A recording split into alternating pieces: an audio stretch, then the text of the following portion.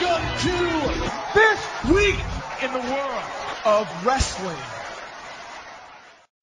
Welcome to TWitWoW, the best wrestling podcast made for wrestling fans, by wrestling fans, on the web today. I'm John, that's my cohort and commentary Ashton, and this is our Monday Night Raw review.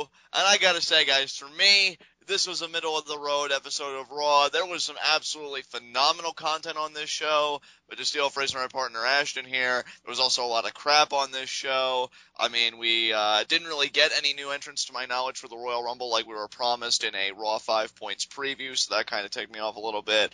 We have certain angles, starting to take shape a little bit for Rumble, and we even saw an increase in the unemployment rate. But overall, I just feel kind of mad about this show. Ashton, what'd you think of it? This show couldn't carry NXT's bags.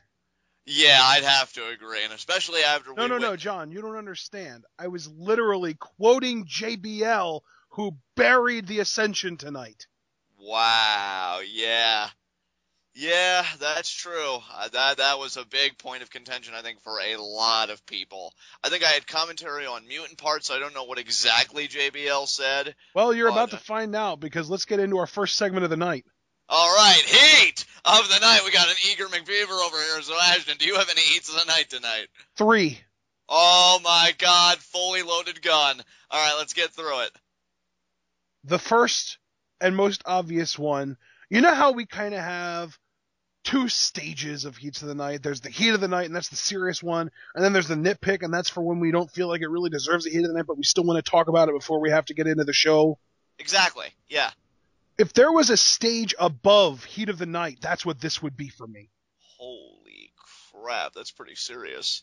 I wanted to kill JBL tonight. He legitimately, and you know me, John, I hate it when people throw this term around like it's willy-nilly and try and make it seem like things are bigger deals than they are. JBL buried the Ascension tonight. Single-handedly made them look like the kind of team that people should not care about. What exactly did he say, Ashton? Because I think I may have had They cut a promo talking about how they were better than the Road Warriors and Demolition. And as soon as they dropped the mics, JBL say, these guys couldn't carry the Road Warriors' bags. That is a direct quote. That's just great. And then Michael Cole and Booker T tried to save it. They tried to say, well, these guys have been really, really looking good since they got here. And JBL said, looking good against who? Who are these guys? I don't even know their names. Talking about the 2 local competitors that they were in the ring with. So we see the roles at the announce desk completely inverted here for this segment. Yeah, and the fact that the Ascension had literally just cut a promo establishing they are a heel team, and then JBL buries them 6 feet under and doesn't look back.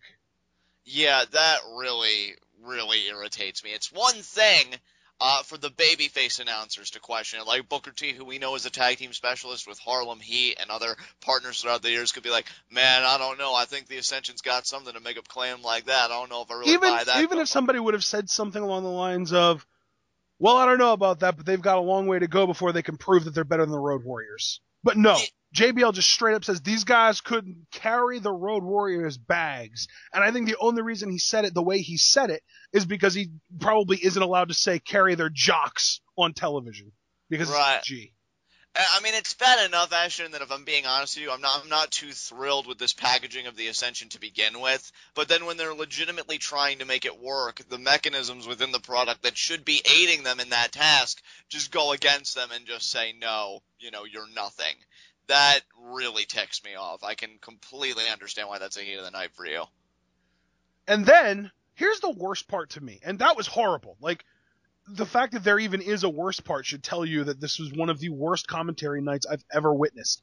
On top of saying, oh, the Ascension couldn't carry the Road Warriors' bags, and then proceeding to bury the Ascension's competition, which I will also add, JBL also had racist remarks during this match, talking about how these guys must have just got brought in on a raft from Cuba. Oh my God, are you serious? But then, Oh, After the match is over, our next match, Roman Reigns enters, and JBL comes in his pants.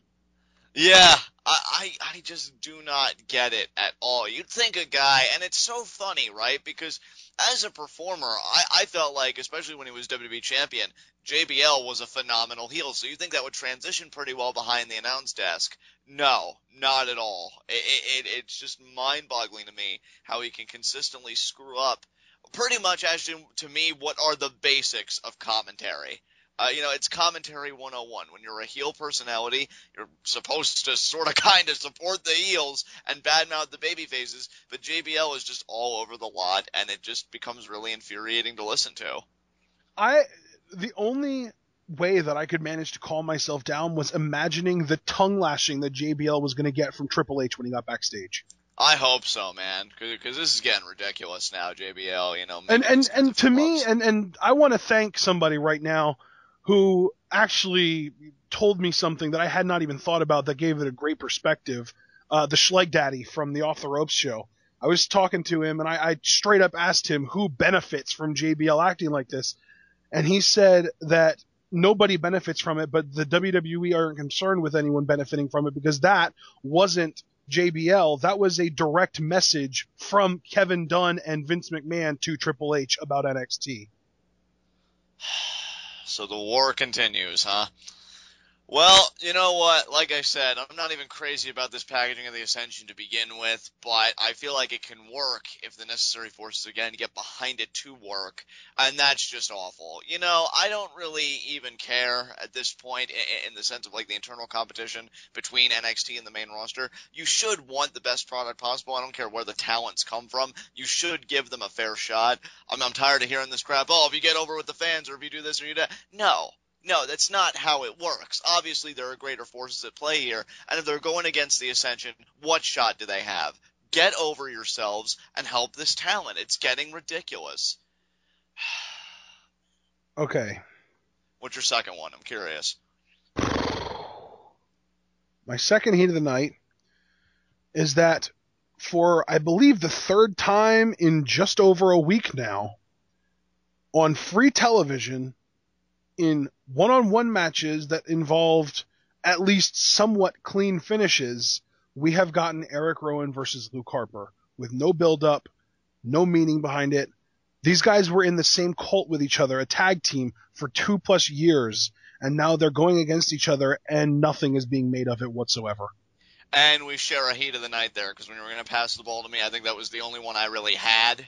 I am not a fan at all of these matches being given away on free TV. This could have been a worthwhile mid-card program, especially if somewhere down the line Luke Harper, maybe because the Authority's back in power, would have regained the Intercontinental Championship or something, but that landscape's changed, which we will get to later. But instead, no, they just give it away on a silver platter. I felt the same way, even though we don't formally cover SmackDown anymore, when they did Bray Wyatt versus Erick Rowan this past Friday. I thought that was absolutely ridiculous. You could have done something. I mean, not gargantuan, mind you, but at least something, I think, impressive for that spot on the card. And you just throw it away like, let's just get it out of the way. Really disheartening. Yeah, the fact that not only are we getting this for free on television, but the fact that on top of that, there's literally no build to it whatsoever, and they're just kind of throwing it at us and expecting us to be like, we're going to basically have to fill in the story ourselves because we know what these guys have done together. It's stupid, it's ridiculous, it's everything that's wrong with the WWE right now. Absolutely, completely agree. Okay, now, you know what, because I need to kind of calm myself down, I want you to do your, if you have any heats of the night other than that one, do that. No? Oh, that was it? Yeah, that's all right. it. So, let's just power through this, man. What's your third?